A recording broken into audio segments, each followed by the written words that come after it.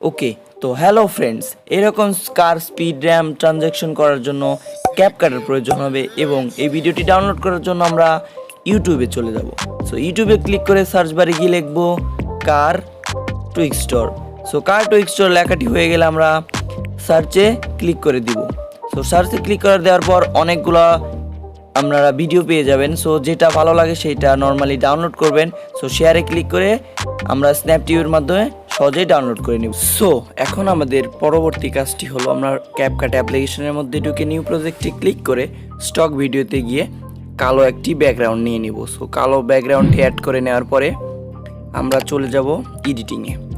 So এখান থেকে আপনারা প্লাসে ক্লিক করে যে ভিডিওটি স্ন্যাপ টিউবের মাধ্যমে ডাউনলোড করলাম ইউটিউব থেকে, সো সেই ভিডিওটি বেছে আপনারা অ্যাড করে নেবেন।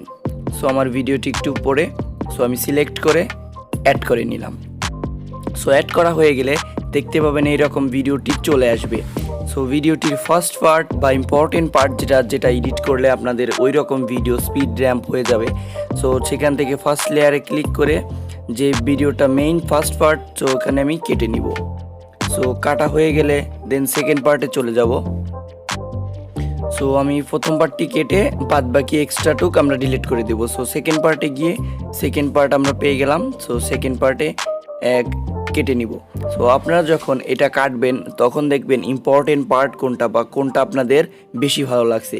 সো এইভাবে কেটে নেবেন। সো আমি এখন ফাস্ট প্রসেসিং করব, কারণ এভাবে ভিডিও করলে অনেক সময় চলে যাবে। সো আমি ফার্স্ট কেটে নিচ্ছি। সো দেখতে পাচ্ছেন আমার কাটা কিন্তু প্রায় শেষ। সো এখন আমাদের বিট অ্যাডজাস্ট করতে হবে। সো বিট অ্যাডজাস্ট করার জন্য আমরা সাধারণত ক্লিক করে দেবো একটি পতাকার মতো আইকনে। সো আপনারা জানেন তো কোথা থেকে বিট অ্যাড করে। সো বিটসে ক্লিক করে দিব। বিটসে ক্লিক করার পর আমরা দেখবো যে আমাদের ফার্স্ট বিটটি কোথায়। সো অটো জেনারেটর কিন্তু বিট অ্যাড করা যায়। সো ওখানে ক্লিক করে অটো জেনারেটে ক্লিক করলে কিন্তু আপনার অটো বিটটি জেনারেট হয়ে যাবে। সো আমি ভিডিও প্লে করে দেখবো যে আমার ফার্স্ট বিট কোথায় বা ভিডিওর যে বিট সেটা কোথায়, আর বাদ বাকিগুলো আমি ডিলিট করে দিব। সো আমি এইভাবে আস্তে আস্তে সবগুলো ডিলিট করে দিচ্ছি, কারণ এইগুলা বিট যদি থাকে তাহলে কিন্তু আমাদের এডিটিংয়ে অসুবিধা হবে। এর জন্য আমি সবগুলা বিটটি ডিলিট করে দিচ্ছি।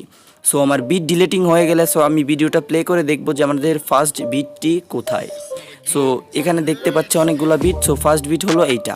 সো আমি ভিডিওটা আবার প্লে করে দেখছি যে বিটটা ঠিক আছে কিনা, কারণ বিটটা যদি ঠিক না থাকে তাহলে কিন্তু আপনার এডিটিং হবে না এবং ভিডিওটি ম্যাচ হবে না যখন আপনারা ভিডিও এডিটিং করবেন। সো এখন আমরা ওই লেয়ারটিকে ফার্স্ট বিটে নিয়ে যাব।